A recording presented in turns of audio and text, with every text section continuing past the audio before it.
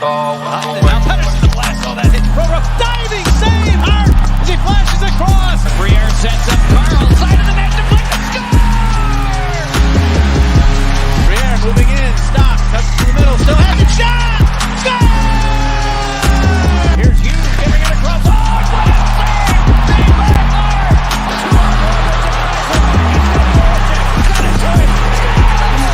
He's an angle. Short-handed mid. He scores! Up top, cruising is Provorov. He scores! Ivan Provorov! What is going on, everyone? Welcome back to the Flyer Up Podcast. I'm your host, Amedeo Grassia, along with my partner, Chris Maher. As always, we are live streaming on the Painted Lines, TTP Sports, and Flyers Fan Mania 93. And for people who cannot tune into the live stream of this podcast, you will always find it on Apple, Spotify, wherever you listen to your podcasts at. And I am sorry for people who can't, or for people who are, I would say, a little underaged, because it's going to be a little more vulgar than usual, because this is going to be just a release of frustration. I want people in the comment section that are joining the live stream currently to just release all the frustration that you have, because this is just it's just a terrible time that we're in right now. It really is. I have frustration to let go. Chris definitely has a ton of it build up to let go. So this is just going to be the frustration hour. And I can see some people commenting already. And I love this comment from Ben Simmons. Thank you for joining the stream, Ben Simmons. Not even McDavid could fix us. Oh, that's a great one there from Crypto Cowboy. Yes, this season definitely has been a kick to the nuts. I currently agree with that. Hey, yeah. David, how are you doing? Welcome to the live stream. Where do we begin?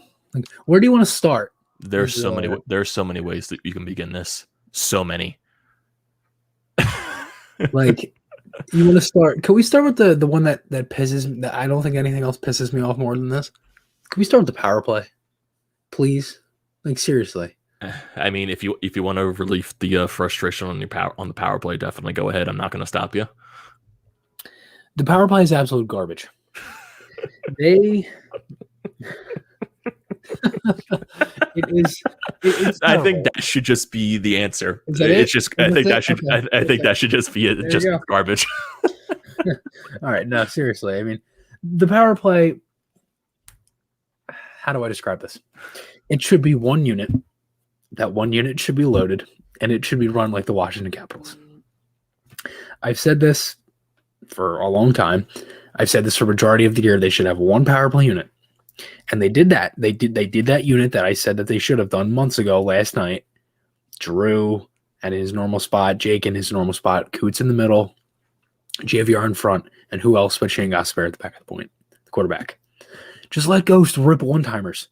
Just let him bombs away. Who cares? Seriously, who cares? Like, I thought that the one power play they had last night in the second period, that might have been one of the best power plays I've seen all year, and they didn't even score on it. And I'm dead serious. In game 51, one of the best power plays. There you go. I seriously cannot see Tarian being here after the season. Dude, the power play hasn't improved since 2018. It has been the same thing. Yeah, I know Fletcher during the trade deadline press conference said that the coaches were not going to be changed, but I honestly don't think that is true. There's going to be a lot of decisions that Chuck Fletcher has to make in the offseason. I don't envy him at all. I don't envy his job, because it's probably going to be the most difficult thing in the world to fix this goddamn team. I think the PK is one thing, because the PK last year was insane. Like, the Flyers had one of the best PKs in the league last year. It was at least top 10. I think it was at least. And I honestly would argue that it just took a step back. But I think it's, and I think it's the same thing with AV. Like, the team was good enough last year where you kind of give them that, the edge there. And I think it's kind of the same thing with the PK, with Mike Yeo. I wouldn't just fire Mike Yeo because of that. But the PP is horrible. Mm-hmm. It definitely is a terrible thing. And there's a lot of terrible things to discuss about this Flyers team. And there's so many things that we can get into. We got David saying our power play sucks and our defense sucks. Yes, David, you basically hit the hammer on the bell right there. It's just, oof. It's bad. It's really bad. And you can just see it throughout Flyers country, the separation with the fan base, the separation just entirely. Yeah, I mean, nobody cares about the games anymore. Yeah, no one cares about them anymore. And like the only ones are going to watch are the diehards like us. Yeah. It's sad. It's gotten to that point where I just choose not to watch them. It's gotten to that point, and I hate doing that. But this team has just been such a nightmarish of a season, and this team has provided me no just joy at all in the past so many months. It's just like I'm done. I can't do it anymore. I don't blame you. I mean, I don't think anything is. It's the stat that they put up on TV last night of the only team in all four sports. All four. To make and then miss the playoffs. For 10 straight seasons. Yeah. And that stat pisses me off the most. That's the only thing I needed to see from last night's game. That stat is a perfect representation of the mediocrity this franchise has put us through for an entire decade. It's embarrassing to a franchise. It's embarrassing to the players. It's embarrassing to the goddamn fan base. It's embarrassing to the city of Philadelphia. And hell, this might be an overstretch. This is embarrassing to all three other teams in the goddamn city. That's how bad it is. I mean, the Phillies haven't made the playoffs since 2011. Yeah, I know that, but still. And the Sixers were god-awful for how long, and the Eagles were god-awful for a good amount of years there. So, I guess instead of embarrassing to the other teams, I think it's a perfect representation of the goddamn city in sports over the past decade. Thank God the Sixers are finding a way to get out of it, and hopefully they can make a run for the NBA championship this year. The Eagles, they're in their own state, and the Phillies, they're just like win one, lose one, win one, lose one, and they're it's. Does this mean we make the playoffs next year then? But I guess if you're looking on patterns, yes. But at what cost? That's the thing. Because we all know... If they don't make the playoffs next year, we're looking at something completely different. Yes. We're looking at AV getting fired. You're looking at Fletcher getting fired. You're looking at selling everything. Yeah, you're looking at... You are literally looking at the whole damn decade. Yes. Just repeat itself. And it's just going to happen again.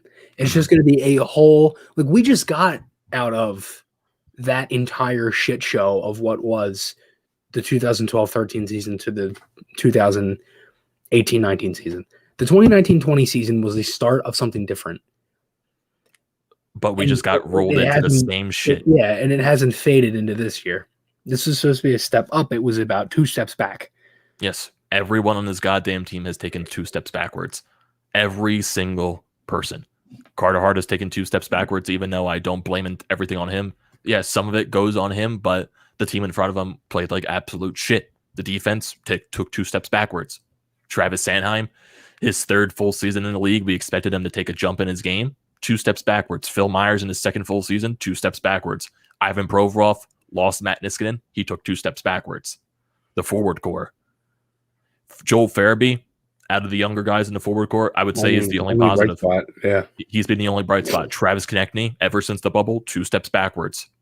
Who else can you say? Hayes hasn't done a damn thing. Yeah, Hayes, I would say.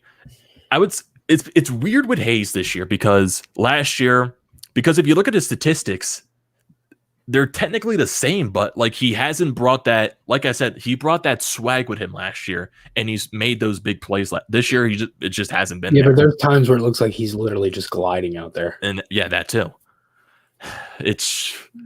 And other people on the team, I'm trying to think of like other players too. JVR after his hot stretch really hasn't done anything.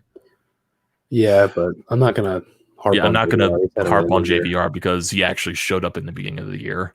Claude Drew had a fabulous year. Drew has done everything he can over the past decade to carry the team on his back. Yeah, Coots has had a good year, I think. Personally. Yeah, I think Katori has had a fine year. It's Nicholas Aube-Kubel 2 steps backwards. Man, he has had a brutal year. He has had a brutal year. Dude, Justin Braun's playing top pair. Yeah. I can't reiterate that much. Yeah. He was playing top pair at the beginning of this year too. That is the pure answer to one of the biggest reasons why this team isn't good. Yeah. You have Justin Brong, who's 34 years old. Playing top pair. Yeah. Yes. And we've seen glimpses of guys over the past few weeks. We've seen Wade Allison. I've liked what we've seen from him. Just hopefully he can find a way just to find that roster spot next year. Jackson Cates. I've liked what he's shown. Mm-hmm. I want to ask you something. Why is Joel Farabee the one dropping the gloves the other night? I can't tell you. I can't tell you. Don't they have guys in this lineup that are like not supposed to do that, but like they should do that? Yeah. Like Carson Torrensky, for example. That guy's put in the lineup, right? Mm-hmm. Otherwise, I don't think he's done a damn thing. There was one game he played, I didn't even realize he was on the ice. No. Like, I seriously don't understand it. Like, it seems like there's no... It's not that, like, they don't care, because they obviously care. Like, you can tell they're pissed. Yeah. But I think it's more the veterans, because the rookies are kind of just, like, that, like, deep stare on the bench, kind of looking at the TV camera, like... You know what I mean? Yeah. And I don't know what it is. And that's where I also bring in the question, too. Did we try to rely too much on the young guys this year to take a next step? Because besides Joel Farabee, every single young guy has taken 2 steps backwards. Well, yes, because that's you think about it. That was kind of the plan, though. It was the plan. Sadly, that has backfired. Yeah, no one thought it would backfire. The thing is that everything Fletcher's done has had Seattle in mind. Like, I go back and I look at these other moves that he's made from like Hayes, Niskanen, and all that stuff. Everything he did was with Seattle in mind. Dude, think of what he did in Minnesota with that expansion draft and how much he messed that up. Oh, yeah. He does not want to do that again. I obviously, the Flyers are more close than Minnesota was to a championship at the 2017. The Flyers are closer now. They're in a different spot, and they're closer to a Stanley Cup. Yeah, exactly, Jacob. Right there, he's scared of expansion. Exactly. Me and Yuri were talking about that on the first episode of Don't Panic. He's scared of the expansion draft. He does not want to mess that up, and I'm fine with that. If you want to make sure you can not mess that up, keep everything together, and then you go and you make your big move, fine by me. Perfect. I think if Seattle wasn't in the equation for any of this would have been a completely different year. That move probably would have been made a long time ago. There would have been some big changes already, and we would have been looking at probably a different team right now. And they honestly could have made the playoffs. And I'm looking also at this question right here. Do we go into next season with the same team, or do we see a change to the core? No, you can possibly go into next year with the same exact team, because if you go in next season with the same exact team, you're going to get the same exact results. In my personal opinion, I don't see it to be on the type of moves of Richards and Carter, but I know there's going to be some push to try to get JVR off this team. There's going to be some type of push to maybe even try to move Voracek's contract, but that's not guaranteed. Yeah, like I said, I think a lot of those bigger contracts are going to get exposed. Yeah, like and the same thing with Gostisbehere. Yeah. Yeah. So, and it's at that point where if you're trying to move those type of contracts, I don't care what you have to give up to Seattle. If that's a couple of draft picks, if that's like maybe like a B-level prospect, a C-level prospect to take Voracek, try it. Or to take JVR, try it. Why did you try to move him for a defenseman? That could also be an option. Like, couldn't you move Voracek or something for like 1-for-1 for a defenseman? Or could you move like think of it as like, I was talking about this with Yuri the other day, and it was a really good point he brought up. Like, he was talking like the Gudis Niskanen, like think of it like that. Like, it's a bigger contract you get back, and you have to eat some money. Like think of the Gudis trade, right? They traded Gudis for Niskanen, and Niskanen had a 5.7 cap hit. And you also retain a couple of off of You retained Gudis' contract. 30% off Gudis, right? You Yes. retained $1 million off of Gudis. So you took, $6,700,000 back, 6.7 back for a bottom pairing defenseman for a top pairing defenseman who was really well, and then fit your mold perfectly. Yeah, And that's also I think that's what the Flyers might have to do this year. Yeah, that's the type of thing I'm also interested in too, because I think it's more on the players this year than the coaching staff. I know the coaches, yes, they've had their share of problems this season, but maybe the Flyers just don't have those type of players. Maybe some of them just don't fit the mold of what AV is trying to do. Your coach, Fletcher, brought him in. Well, how did they fit the mold last year then? I can't tell you that. I just can't tell you that. Because this team throughout this decade, you just don't have any answers as to what the hell went wrong. Yeah.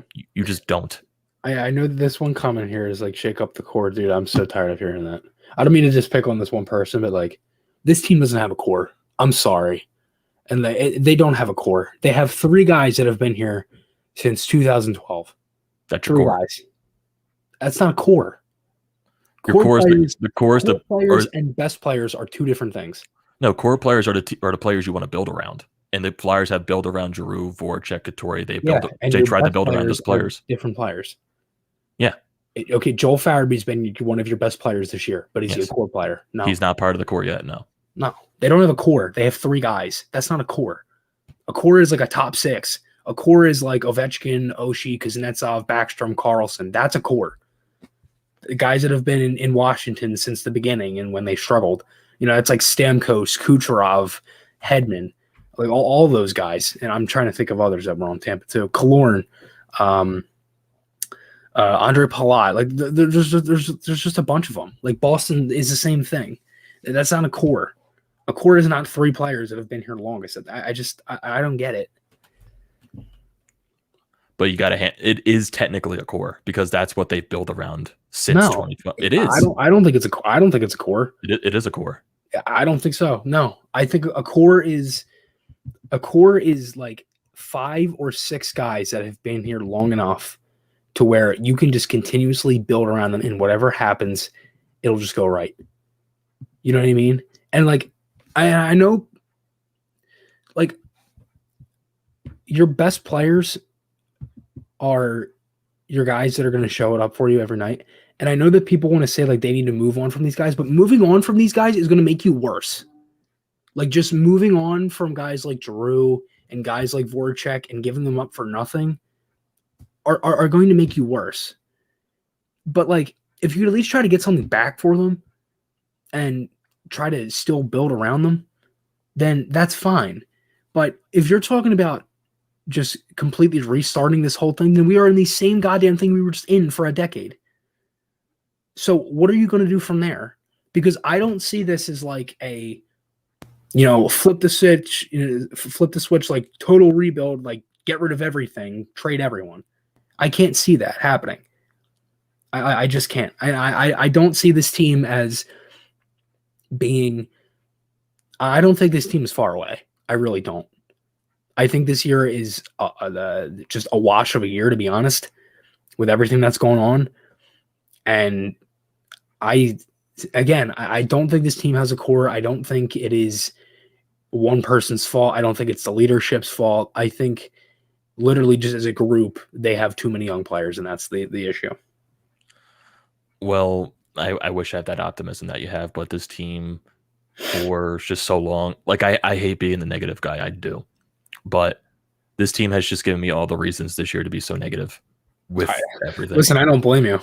I mean, I try to bring out the positivity in the majority of things, but sometimes you just can't because that's how bad they are. Yeah. And I can understand it from your standpoint too, because last year, you've been a fan for this team, since 2013 when the mediocrity technically started. So, and last year was the first true season of success that you've seen with this team. So I can and you see what this team has tried to build into. So I can see that optimistic side from you. But from my standpoint, I've just I really started watching this team after the 04-05 lockout because I really just don't have memory of the team prior to that when they lost to Tampa Bay in the Eastern Conference Finals. I've seen first round exit. I've seen a terrible year where you lost the draft lottery for Patrick Kane. I've saw just the 07-08 season where Holmgren completely changed the mold of the entire team and they lost in the conference finals to Pittsburgh. I saw the year after that, they lost in the first round to Pittsburgh. So you got 2 years in a row losing to Pittsburgh.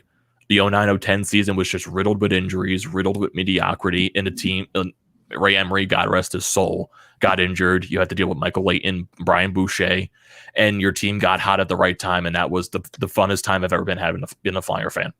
That was probably the most enjoyable time I've been going on that Stanley Cup run. Sadly, it ended the way that it did, but still, that's probably the most fun I've had as a Flyers fan. Then the next season came around. They were one of the best teams in the league. They lost in the second round to Boston because of that revenge situation with the reverse sweep.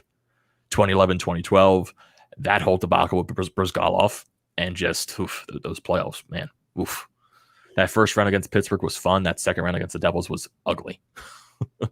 And then the mediocrity started. The lockout year. Lockout year, maybe it's a fluke. Next year, Drew maybe honestly should have been the favorite for the Hart Trophy for the way he carried the team on his back. You lose in the first round to the Rangers. Next year, that was a series they could have won too. That was a series they could have won. I said if Steve Mason maybe started game 2, maybe game 3 of that series, they would have won. But we're a long way away from that from now. Then mediocrity, you miss the playoffs, make the playoffs, miss the playoffs, make the playoffs. And last year was just the first time in a while I've seen Flyers fans actually have fun, actually have faith in their goddamn team, and just we came into this season with the expectations that this team was going to be a cup contender, and it's fallen completely on our asses. And I feel like I just fall for the same exact just shit every year.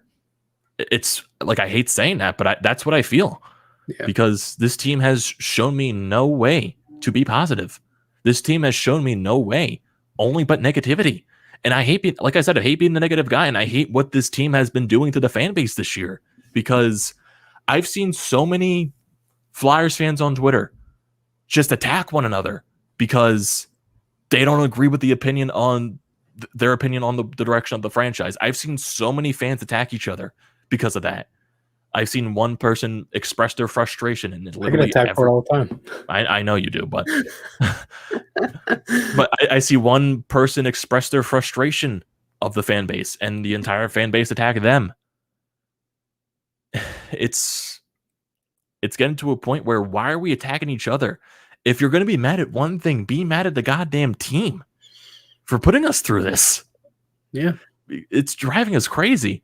And if you go into next season and it's the same goddamn slop that we experienced year after goddamn year, I don't know what the hell you do. Because by God, you're going to be having pitchforks and torches going to the Wells Fargo Center. Because this fan base is sick and tired of waiting. This fan base wants to know what hell the direction this goddamn team is going to. This fan base wants to know the goddamn identity of the team because this team has no identity. They've had no identity the entire year. Yeah. It's again, I would have no issue if this was like the third year of Dave Haxtell and they didn't have a bottom 6 and they weren't supposed to be good and they just sucked. Okay, that's fine. I would try to make it, make it as enjoyable as possible with what they had. This is a team that is looked at as a cup contender to win the East, to not even just win the East, probably dominate the East, be like win the goddamn cup. Yeah. I mean, looked at as a team that can go far into the playoffs, just be unbelievably deep in their lineup, have no issues, just so smooth. And Jacob, there's just no fight in this team. There is and there isn't. With some guys you see it, some you don't. Yeah, some guys you do see it. Like, yeah, Farabee fought yesterday, but there's like sometimes where that comes the day before. That comes back with the identity of the team. Like sometimes I just don't see this team stand up for one another. Sometimes there are some plays where it's weird where they don't do that. Yeah, they seem like they're one of the few teams in the league where they're like, there's scrums, but there isn't any like big hit or any, like. But I guess the scrum kind of evens it out though, doesn't it? Like it's the one I just want to like have some players on this. That kind of seems like something that's like it's kind of now we're just nitpicking. You know what I mean? It's just like I'm not asking for like full-fledged. I'm just asking to like show that you care for your team. Like I know they probably do care for their teammates, but sometimes it just doesn't look like that on the ice. I can see someone get decked on the boards and nothing happens. I can see someone just get rocked and nothing happens. Like the only time I've seen some players stand, like I saw Sam Moran step up for someone because that's what Sam Moran does. Patrick or Giroux got hit, and Patrick and Voracek went at someone on the range on Smith on the Rangers the one game. That was the game. That was back when they won 5-4 in overtime against the Rangers that night. Yeah, a while ago. Yeah, that definitely was a showcase. Yeah, you stood up for your captain, but I feel like there's just been way too many where some players just don't step up for one another. Yeah. And I feel like that's where I kind of see like the right mix of guys. I think that's where that kind of comes in. Yeah, and I feel like some other teams in this division that the Flyers have been playing every year. I feel like most teams just aren't afraid of us. They're just like, oh, we're playing the Flyers, easy cooking. It's an easy cooking for us because this team's not going to fight back. Yeah, well, I think the Flyers play differently though. That's why. Like they're not as physical. They beat you with hockey sense. You know what I mean? Yeah, it's the one because right now some of my gripes with the team, they don't have speed. They have not like there are some players on this team that can skate, but they aren't a team that's going to drown you in speed. Is what I'm trying to say. No. Like they have skilled players, not like McDavid speed. Yeah, not McDavid speed, not what Pittsburgh does because that team is full of analytics and they attack you with speed. Teams like Montreal, they're a very fast team. They're going to kill you with speed and physicality. Are fast too. Islanders are a very fast team, speed and physicality.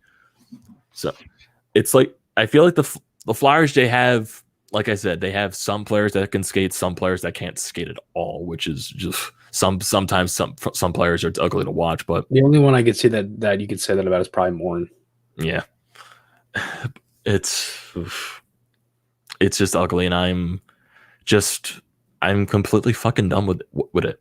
I want this team to find a way to fix itself because, by God, if you don't find a way to fix it, I know it's gonna be a difficult task. I know it is, but I think the Flyers are going to be the biggest team in the offseason this year. They have to be. They have to be the biggest story. They have to be. They have to. If they don't, there are many other problems. Then I literally have no idea where to begin. Yeah, I don't. I literally I don't. Again, I said this before, and I know it's a joke, but like I don't think Einstein could solve what this team is going through. Yes. And this comment right here is straight from Dr. Heath Healthnut. Straight up, this team sucks. It's not even exciting. Like I agree with you, it's not exciting to turn on the game and watch it anymore. It feels like a chore. It is a chore. It's been a chore since March 6th. Yeah. Yeah, I know there's like a lot of like I would love it too if the Flyers can go out and sign Dougie Hamilton. If that is an option, if you can find a way to shed salary, hell, throw all the money you can at him. Find a way to bring him here for this blue line. Find a way. Find a way to improve this team. If you can get rid of JVR's contract, if you can get rid of Voracek's contract. But I know with those two guys, I know Fletcher's going to try to beg and plead Seattle to take one of those guys for something. I still think they're skilled enough to where they could. I just don't know if Seattle has literally the money to take them. You never know. Because they literally could be broke. You know what I mean? Because of COVID. Because are they going to have fans in their building next year? Are they going to have a full attendance? I wouldn't say full. I would assume I'm not sure what Seattle's restrictions are. I think they're having fans at the Mariners games, but I'm not sure if it's definitely not full capacity to where like somewhere Texas is or something like that. But I would assume they would have at least maybe 25. Or Florida, 50. Like with the no mask rule. Yeah, I would assume they would have at least 25-50% capacity going into next season because I know that's what the NHL they're going to try to start on time next year. I'm assuming they're going to try to get at least 50% capacity next year. So it's you just got to hope so. And like, got some good news, Amedeo. What's the good news? Cam York is back. Is he back? He's back tonight or this afternoon against Hershey. Fans play at 3:00. Cool. Back from an injury. It was just like a nagging like day-to-day kind of thing. I didn't mean to cut you off, but go ahead. Don't worry about cutting me off. It's just like, as you can see, the shirt I am wearing, the perfect representation, like a fan base like the Vegas Golden Knights. They haven't been through like I know you went through that first round thing with the San Jose Sharks. Cry Me a River. Yeah, Cry Me a River. like that team has known nothing but success ever since being in the league. Like the finals your first year, playoffs year after year, and this you have a team that can most likely win the Stanley Cup this year. And it's funny too. I know like I think there was like some post on Twitter that was talking about like what fan base is more deprived, and there was one comment saying a Vegas fan is like, what? Yeah. What? Dude, Toronto hasn't won a cup since '67. You're kidding me, right? Toronto hasn't won a cup since '67. The Flyers haven't won a cup since goddamn '75. And Toronto has a better chance to win the Stanley Cup this year than the Flyers. They have a great chance to win the Stanley Cup. They do. Toronto's my pick. And if Toronto's my 1 pick, Vegas is my 2 pick. Hell, if Toronto wins the cup this year, that means the Flyers are the longest drought in the NHL. Let that settle in. Yeah, I hate that you just said that. That's why I don't. I'm literally about to leave the stream. Dude, seeing Wayne Simmons lift a cup over his head with Joe Thornton on the same team, good for him. If that would happens. Be insane. Or Raffle. I would love if the Caps won for Raffle. I like Raffle. I wouldn't be like I would be the same. Good for him. I would have loved to go to the deeper in the playoffs with Raffle on our team. I feel like I have more of that connection with Simmons than I do Raffle, but I'll still be like, okay, good for Colorado, not Toronto, Washington. I'm so mind scrambled at this point, but it'd be good for Washington. But hey, Steel Flyers, how you doing, man? Welcome to the stream. And what's up, Steel? Yeah, we all. Yeah, this is also the point here from Jason. Toronto still has to win the first round first. So yeah, it looks like they're either going to be playing Winnipeg or Montreal. Man, if we can get a first round of Montreal and Toronto, that'd be amazing. Oh, that's a plus TV every night. Yeah, that'd be must watch TV every single night. And I'm trying to think like if the playoffs. I want to look at the standings actually currently on my phone. So let me pull those standings up. If we were to look at the playoff setup as it were right now. So if we look at the Eastern Division, the playoffs, if they were to start right now, Pittsburgh, they're in first place. They would play Boston, who is in fourth place. And the Capitals, they would play the Islanders. First place? Yes, the Penguins are in first place. They are 2 points out of Washington. Wow. Imagine all that talk at the beginning of the season thinking the Penguins were going to be that team that falls off. Yeah, that didn't age well. No. Definitely didn't age well. In the, like you said, in the North Division, Chris, Toronto looks like they would face Montreal, and Edmonton right now would face Winnipeg. In the West, it would be Vegas going up against St. Louis in the first round. That would probably be a runaway for Vegas. Jeez, that point separation between them and St. Louis. And a fun series shaping up, it would be Colorado and Minnesota if that playoffs were to start today. And looking at the Central Division, it would be the Carolina Hurricanes and the Nashville Predators if it were to start today. And the second round would be a series of Florida and Tampa Bay. And that would be your playoff setup if the playoffs were to start today. What would you... And I think that would be the first time we would get a Tampa Bay Florida playoff round if that were to be the case. So I think I think that could be must-watch TV, but it's two Florida markets too at the same time. So yeah, but Florida with home ice advantage would be the weirdest thing. I think with the Ekblad loss, I think that hinders Florida a little bit because just how much he meant to them. Playing on that first offensively. I know they're good offensively, and their power play is gross. Can their goaltending hold up though? I know, dude. If Bob is hot, oh yeah. If Bobrovsky could easily steal them a series or two, or maybe even three. That's the only thing to hold about. Bobrovsky said he's only won one playoff round in his career, so that's going to be something going into that playoff series. I think he's due for a deep run. I know he's gotten a lot of crap, but I think he's due for a deep run. All that's talk, and they put Spencer Knight in the start for the playoffs. that would be a funny move. Who's their other goalie? Montembeau? No, it's not Montembeau. It's someone else. I'm drawing a blank. I have to look on the NHL app again. Okay, so let's go to Florida. Florida.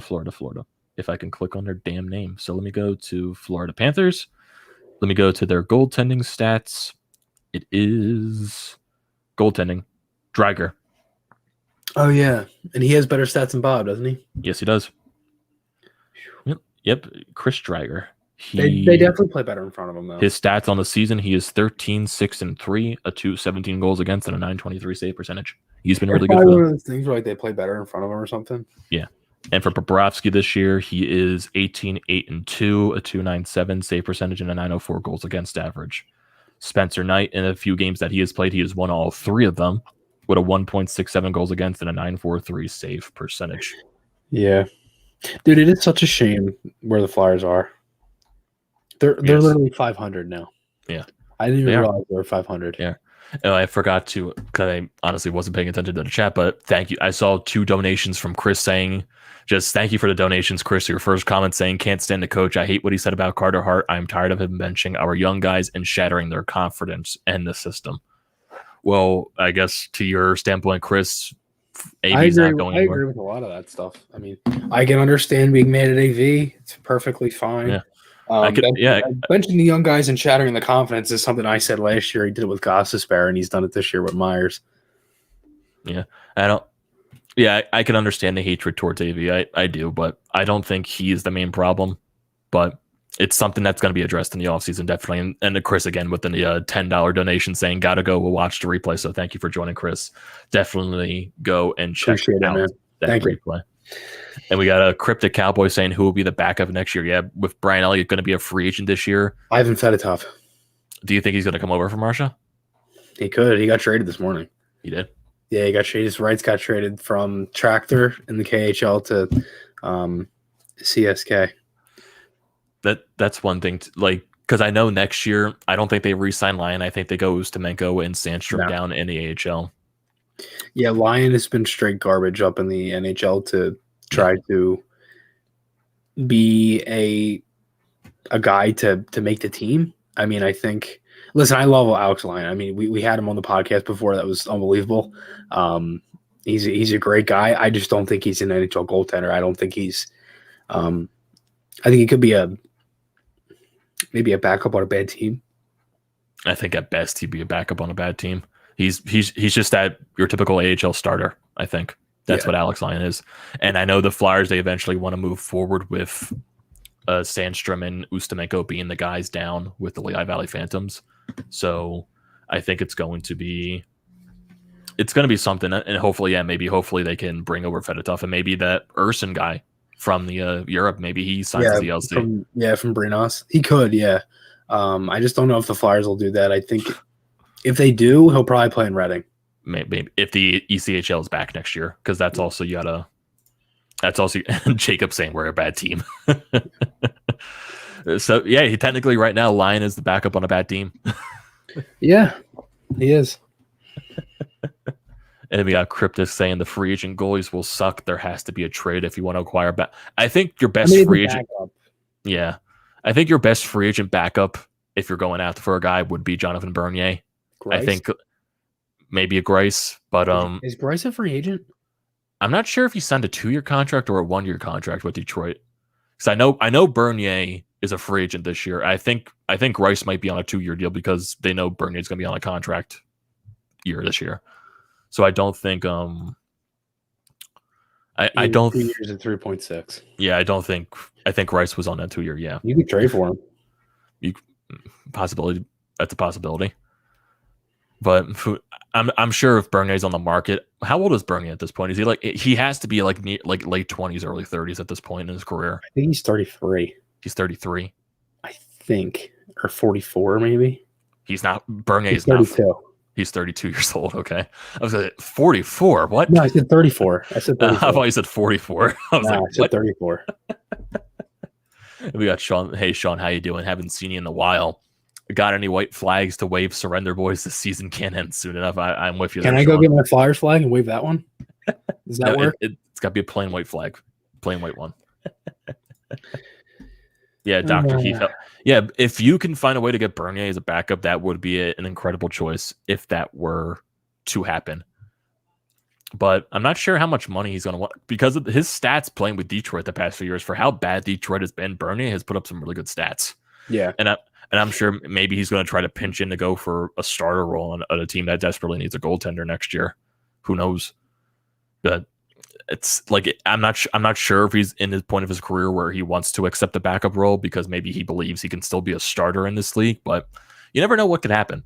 Because I personally don't think it's right for the Flyers to go with 2 young goaltenders with a Hart as your starter, then another young guy as your back. I don't think any of the younger guys are ready. Yeah, I think you need at least a veteran guy to be your backup.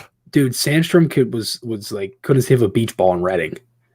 Like I wouldn't even put him anywhere near the NHL yet. Yeah, I wouldn't put Domingo. Yeah, I wouldn't do anything like that. Mrazek is a free. I don't want Peter Mrazek, sadly. Nah. I don't want to go for an. I know Mrazek has been decent with Carolina, but just it felt like everyone who went to Carolina just had a good year, or just like they played good. Yeah. I don't think Mrazek is the option for a backup because who knows, he probably still wants to go somewhere and be a starter as well. So I know with Carolina, because Nedeljkovic has been playing fantastic for them. Who knows who Carolina starts in the playoffs? Like, do they go Mrazek or do they ride the way Nedeljkovic has been playing? Because he's been fantastic. I'm not sure what they do question. There. I would have to go Mrazek. You think? I'd have to. I mean, do you just go with the goaltender that you've played before in the playoffs, or do you just ride the hot goaltender currently? I don't know. I guess you'd have to see how they finish their season. Yeah, definitely. That would be my guess. Because they're in first place currently in the Central, and with the way he's been playing, when Nedeljkovic has been playing, and Mrazek's been injured majority of the season, who knows what could happen by the time? Oh yeah, Jacob also brought up a good point. Halak is going to be a free agent as well. So maybe if Halak leaves Boston, maybe the Flyers can go after him. He'd be the perfect backup, in my honest opinion. I'd take Halak any day of the week. So would I. Yeah.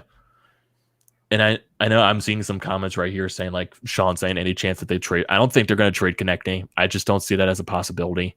I know everyone is really hard on Konechny right now just because of the season that he's having. I can understand that frustration wholeheartedly. I can understand it. I still think Konechny has value to this team.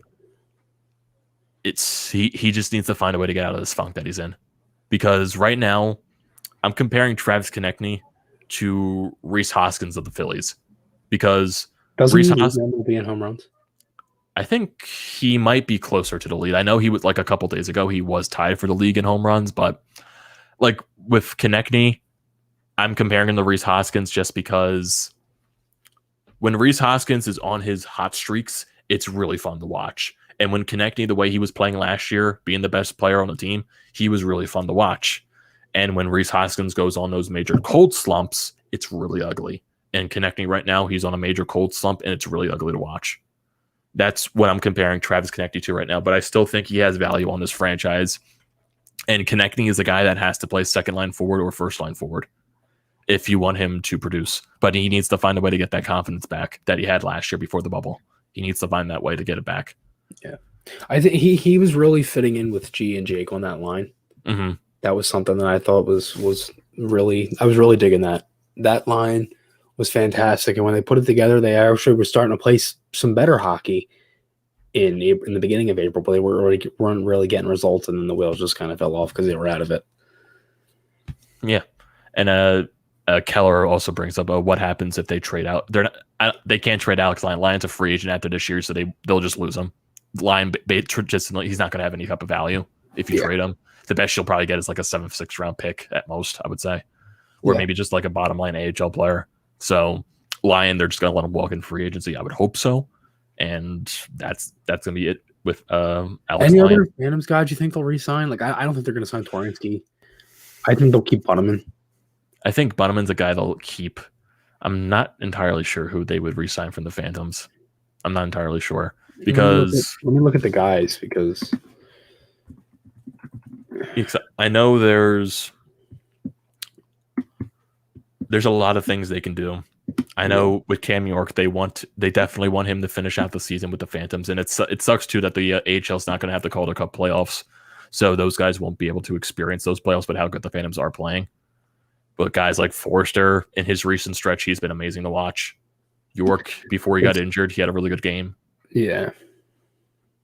So they got Rubtsov, and these guys are all RFAs. Rubtsov, LeBurge, Sandin, Kasha, Bonneman are the forwards.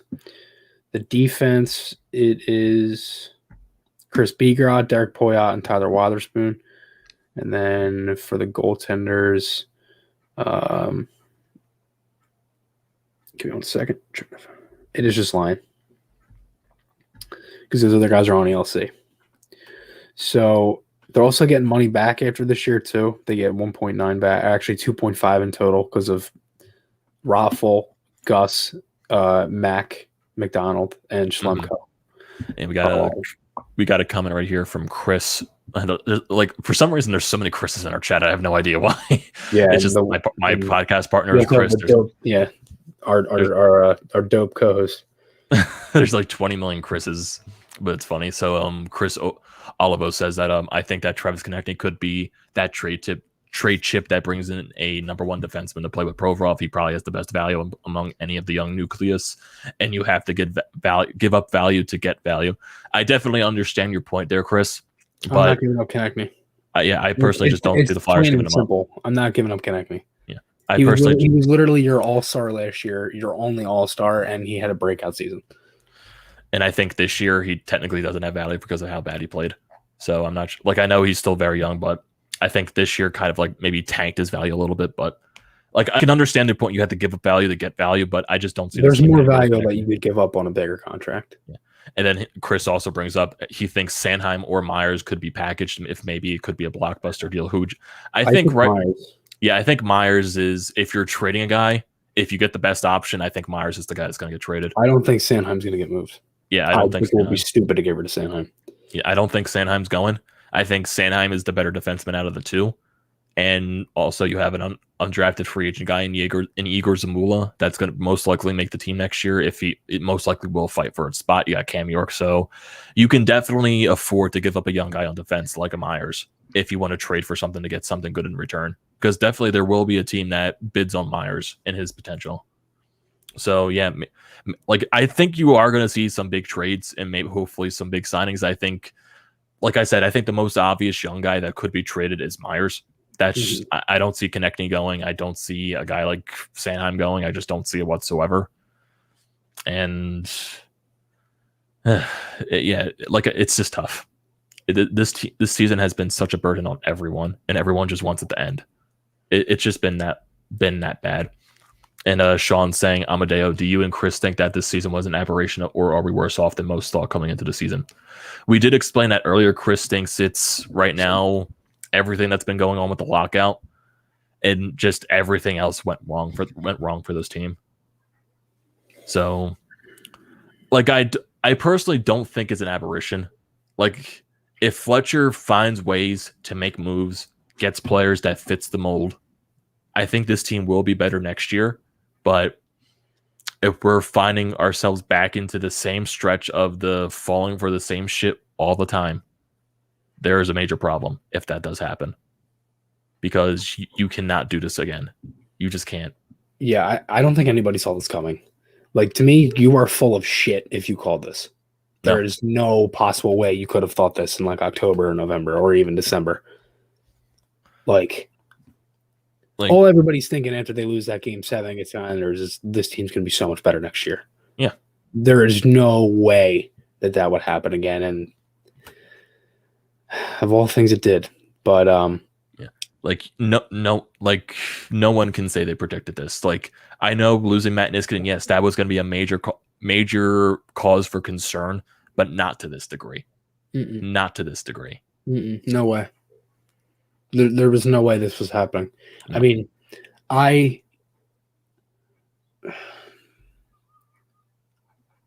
it didn't even cross my mind. Like, there was just no way this team didn't make the playoffs. No, we were all at the beginning of the season saying the Flyers, they were one of the everyone was saying it. People outside the goddamn market was saying it. The Flyers were one of the better teams in the division. And they were a team that could fight to make the conference finals, a team that can fight to win a Stanley Cup. Everyone was saying it. And everyone, sadly, we were all wrong. Because no one thought it was going to go as downhill as this. No one did. And like what Chris said, if you said you saw this coming 100%, you were full of shit. Yeah. Because again, like that is just like I just did not. We got a nice comment from Jacob saying Ovechkin is a UFA. Ovechkin, is he really? Yeah, he's a UFA after this year. I know. I think he's working like he's being gonna get moved. He's gonna go now. Yeah, I think Ovechkin, he's working as his own agent to re-sign with Washington right now. So I don't see. Ovi's not leaving Washington. I know Ovi did state that he wants to retire eventually, going back to the KHL. So yeah, eventually that is going to happen. But I think Ovi, he still has a good amount of years on his tank. He's going to stay. He's not leaving Washington. That's just not possible. He wants to win another cup. Yeah, I think they have a good shot this year. Yeah, they play a really sound game to win a cup, I think. And there's, I know we were eventually going to get into this, not that comment, but eventually get into this topic too. I know, like I said, people bring your frustration to this. So we got Arm Zebra saying he's like, I can understand why people think this. I do. And sadly, I've been stuck into that negativity as well. But Zebra says he's kind of out on Patrick. He hasn't done anything this year. And Oscar Lindblom, a man who has had cancer, is playing better than him. So I wouldn't even say that he's played better. I think they've played equally the same. I mean, when was the last time Lindblom did anything offensively? Yeah. When was the last time Patrick did anything offensively? The two of them, both, in my opinion, don't necessarily have. They don't necessarily have like. I can't even get mad at it. You know what I mean? Like, Patrick is one thing because I think. Did I expect a little more offensively? Yes. From Lindblom, did I expect a little more offensively? Yes. But I'm not going to sit there and hold it against them. I mean, they've both gone through a lot, and Patrick didn't necessarily have much leverage going into this year anyway. The contract he signed was to bet on himself, and I think he's going to sign another one of those. It was really, it pretty much was just like an extension of ZLC. Was pretty much what it was. Yeah, I'm going to bring up a point that you might not agree with, but this is what I think is going to happen with Patrick in consideration. Flyers are not getting rid of him this offseason. He's going to sign that probably the same exact contract that he got this year. Mm-hmm. I think next year it's going to be a re-audition for him. And if he doesn't do anything, I personally see the Flyers moving him. That's what I personally. If they're going to trade him, and if it's like a package thing, sure. Yeah. But I'll talk about that if it happens. When it happens, yeah. That's what I personally think. If Patrick doesn't show any signs of improvement next year, if he goes back to that, like he got that, like those 30 points that he had in his first 2 seasons in the league, if he does, like I would love to bank on Patrick getting at least 50 points next year if he's fully healthy, he's playing on a good line. But if he doesn't show any of those signs of improvement, I can honestly see him getting moved. And I personally think it's unfair because I see a lot of people comparing it to the Couturier situation that Couturier took so long to develop. But the thing with Sean Couturier, we saw the defensive side of the game that he brought in the bottom 6. We saw how elite he was defensively. And even when he wasn't offensively good, he was still scoring 10 to 15 goals a year. Yes, he was still producing. And we were just thinking, okay, it's eventually going to be if Couturier gets into a better spot in the lineup, let's see what can happen. Hackstall, 2017-18, gave Couturier that opportunity to play on the first line with Giroux and Voracek. Hasn't regretted it since. And Couturier that year, Selke nominee, he was the runner-up for it. And 2 years down the line last year, he won the Selke. Mm-hmm. So that's why I think it's very unfair to compare what Patrick is right now to what Couturier is, because they are two completely different types of players. And I don't think the Flyers are going to want to deal with another Couturier situation where you have to wait so long for a player to break out into what he is. I don't think the Flyers are going to have the patience for that. And that's why I think next year is a major audition year for Nolan Patrick. Yeah, I think so too. I just think literally having a year and a half off got to him. That's all it was. I mean, he has a little bit more leverage than he did last year because he played games, but not by a lot. Yeah. But like,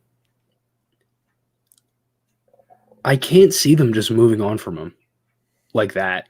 Like, he's young. He's dealt with injuries since he was drafted. He didn't go number 1 because of injuries. Like, if you remember, he was supposed to go number one, and he didn't. And then when he made the NHL with injuries at 19 years old. I think he's dealt with injuries in his hockey career since he was 16 when he was with Brandon. Like, he's dealt with it for a long time, and I don't necessarily think it's been the easiest path for him. And even when he was injured and battled injury and had to come here and get I believe it was the core surgery in Philadelphia, or it might have been the shoulder, I can't remember. Yep. But either or, he still had to get surgery in Philadelphia, and that was why he stayed here. And again, still made the NHL with injuries and everything. It's not like the Flyers tried to rush him or anything like that. I just don't see. I just can't see how you give up on him. Like, I just can't. And I know everybody wants to make it like, oh, well, they could have got Pettersson or they could have got Maher. Like, dude, I could give two shits about what they could have gotten. Nolan Patrick, to me, is just as good as any of those other players. None of those other players dealt with injury. None of those other players have been put in, Patrick hasn't been put in a spot like those players were. Maher and Hughes, excuse me. Or not Hughes, Pettersson. I don't even know why I said Hughes. Maher and Pettersson have played, top minutes on both their teams. They've played with the best players every night. Nolan Patrick played with Dale Weiss in his first year. Dale Weiss and Jordan Wheel for majority of it. Like, do you really expect him to do anything? like he was put on a team that was essentially in like a rebuilding, retooling state, still in the whole thing. Like, I'm just not going to give up on him this early. He's going to be 22 years old. I just can't. I think he has loads of talent, and if you do remember, the Flyers that same summer also traded Braden Shen, who was a center that did not work out didn't work out at center, so they moved a center, needed a center, right? And then the next year they had to move G to wing, so they got rid of another open spot that year. So they needed a center, which is why they took Patrick. It was the easiest choice for them, and they needed that position very badly. Yes, yeah, I'm definitely not saying that it was the wrong choice. I'm not going to use Patrick in that spot. That was the right choice. No, I'm not saying you. I'm just saying in general. I know. It's just like that's just my personal thought is that Patrick has 1 year left on this team if he doesn't do anything, if he doesn't show any signs of improvements. Quick thing, just to piss you off a little more. Jose Alvarado got suspended 3 games for Friday night on the Phillies. Excuse me? Yeah, he got suspended 3 games. He's appealing it too. He didn't even fight.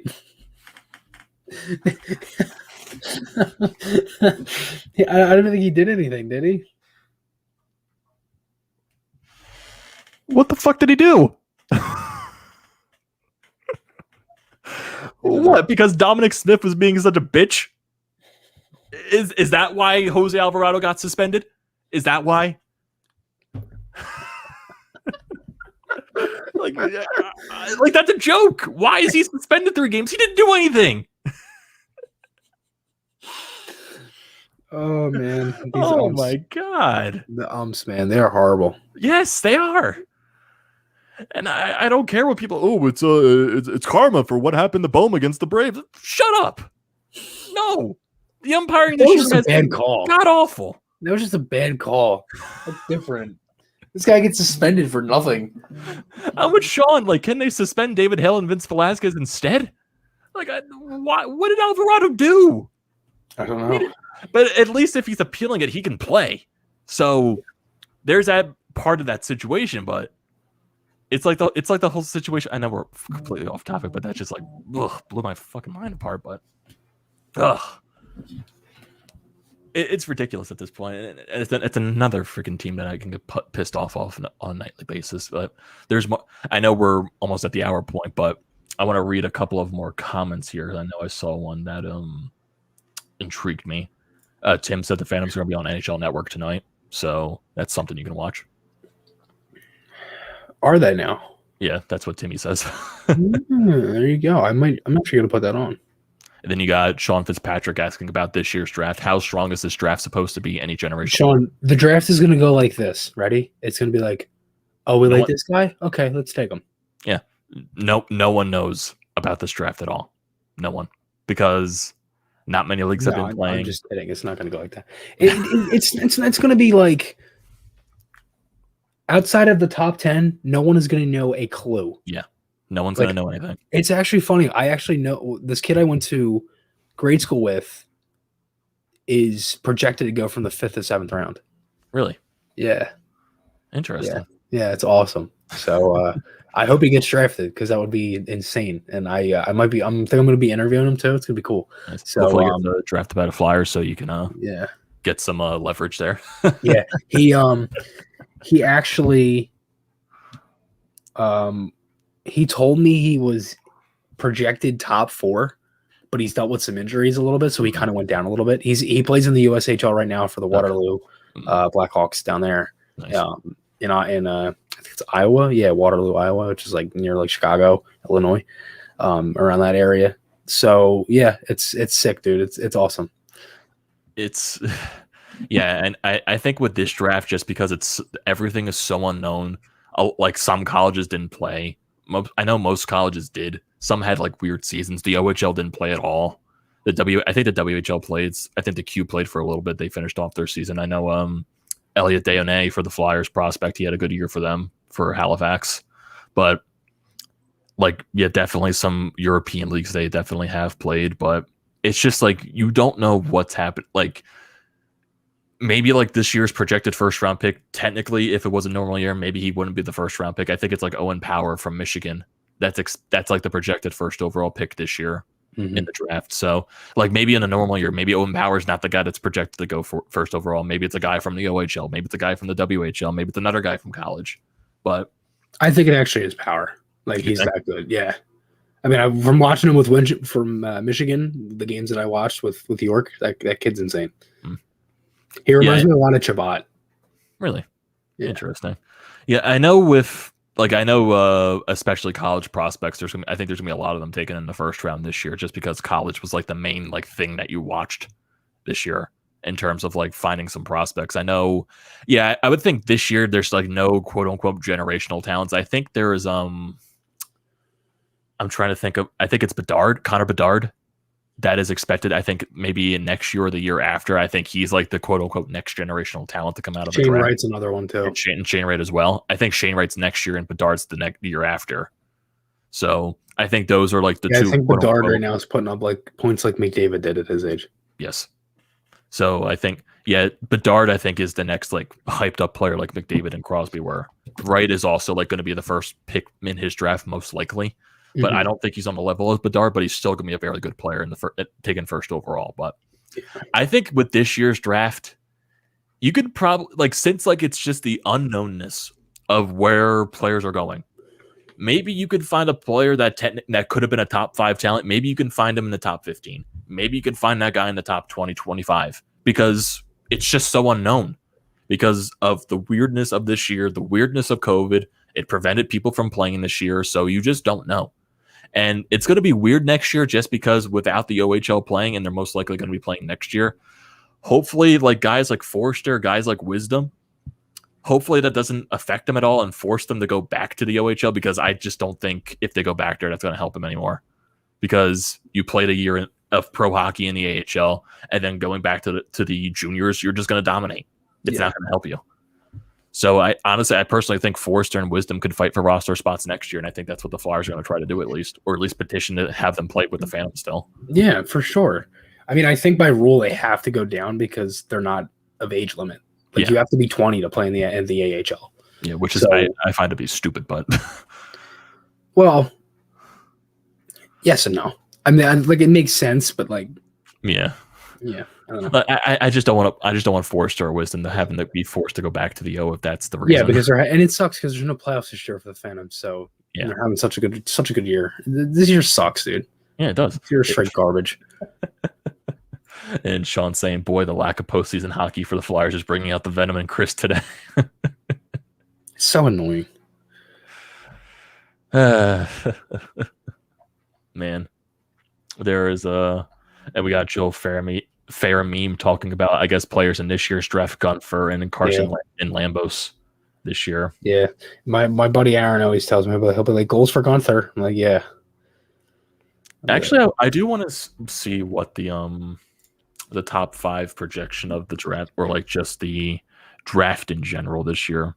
I know, like, we're over the hour mark, but we'll go for a couple more minutes here. So NHL draft or 2021 NHL draft mock draft. There we go. So let's see. It's something stupid as mine. Okay, so if this is without the lottery draft in mind, this is just going based off teams that are like in their placement of points percentage. So right now, this is saying Matthew Beniers is expected. That's what this is projected to go first overall. Then Owen Power number 2. So if you're going Buffalo number 1, they get Matthew Beniers. He's from Michigan as well. He is a center left wing. Owen Power number 2.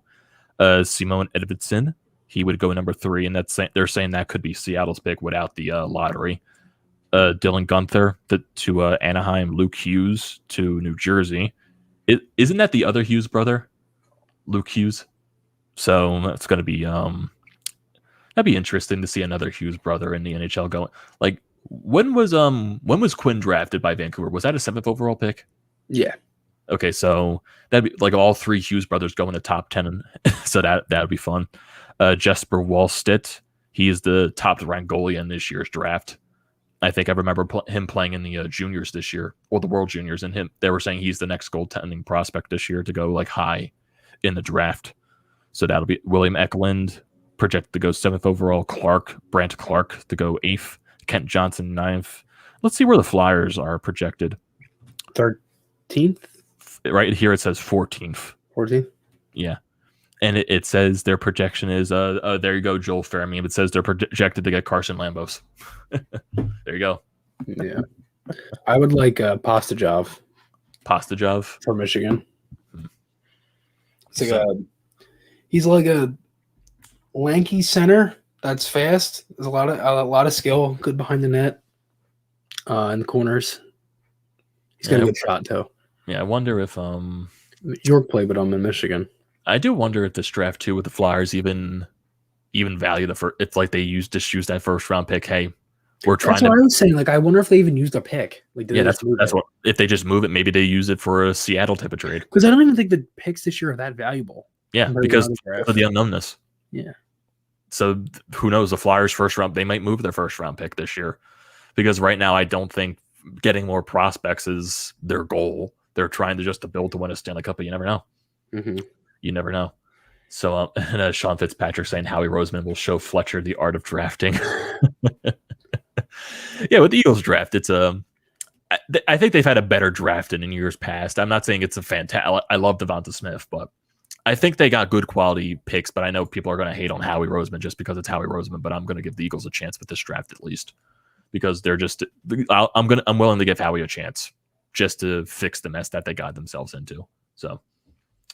Then Cryptic Cowboy saying Wayne Train was fun, but he is broken. Hey, if he has a chance to win a Cup of Toronto, if he wins it, good for him. You got Timmy saying that the Reading Royals should be back next year, so that would be good to see Reading back. And Cryptic Cowboy says he missed the Flyers having full crowd games. Girls would have signs saying Joel, marry me. And then he also poses this question to say, how many years does Fletcher have left? It all depends on how they build the team next year. It all depends. You can say you just don't know. I don't envy Fletcher's job right now. He's got a lot to fix. Never know. You never know. Then have Sean saying how he mastered round 6 through 7 stockpile picks and dominate. How was their draft? Give me a 1 to 10 grade. How do you think? I'll give him a good 6. Give him a good 6.5, 7.5 around that range. It's I like Smith. That was a good pick. Yeah, Devontae Smith was definitely a good pick for them. I like the kid they got from Alabama too. The Dickerson kid. Mm-hmm. Yeah, I think people were really down on it just because of his injury. Like, yeah, his injury history definitely is a major concern, but like you also have to think about the future too, because who knows? Most likely, I would say, right? Yeah, he's a center, but he can play anywhere on the offensive line. I don't know jack shit about football, so I think I just called him a guard. So there you go. Yeah, so he can play set because Jason Kelce is most likely this is his last season because how much more does he have left in the tank? So yeah, basically that's a draft for like a future. Like maybe he doesn't play a game this year because wasn't he like top 10 ranked too? I think he was at least the first round, but his injury really dropped ranked. I think overall, his injuries dropped him down. I know that. Yeah, because people were afraid of Fields dropped too. I was surprised he went to Chicago. Yeah. Well, I wasn't really surprised because they kind of need a quarterback. But, like, that was so weird for the Giants. Like, they literally just went all the way back to 20 and then watched the Eagles trade up. Like, like that was so weird. Who did the Giants end up getting?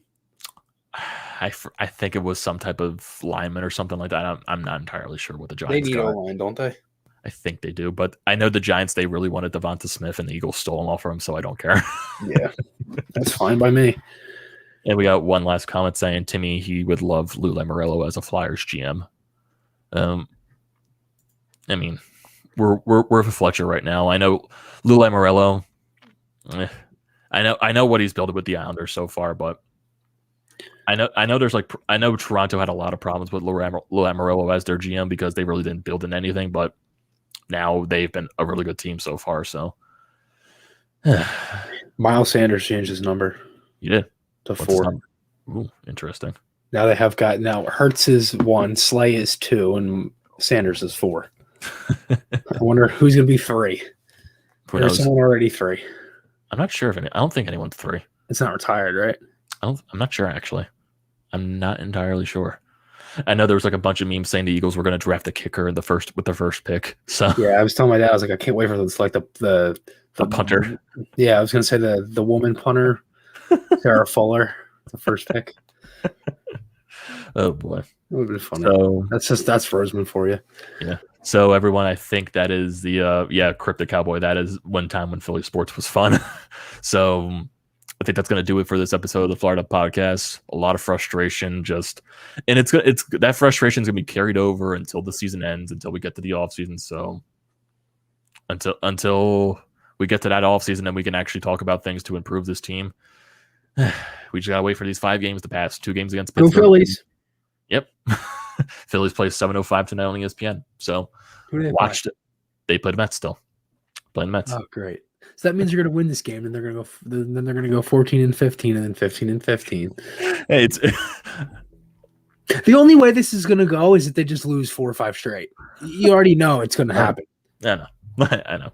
So yeah, that's going to do it for this episode, everyone. Don't forget, for people who either tuned in late or just weren't able to tune in at all, it's going to be on Apple, Spotify, whatever podcast platform you listen to. Don't forget to follow us on our different pages. Twitter for me, Amedeo Grassia 98, YouTube, TTP Sports for Chris, Flyers Fan Mania 93 for YouTube, and _ Chris Maher for Twitter. Follow the Painted Lines everywhere: YouTube, Twitter, Instagram, Facebook, wherever you find them at. And we're almost done, everyone. We're almost done. So we'll be back soon. Most likely, I would say it's going to be after the season ends, because I don't know how much more we can dread these games. So I guess we'll see you later, everyone. Godspeed. That's all I can say.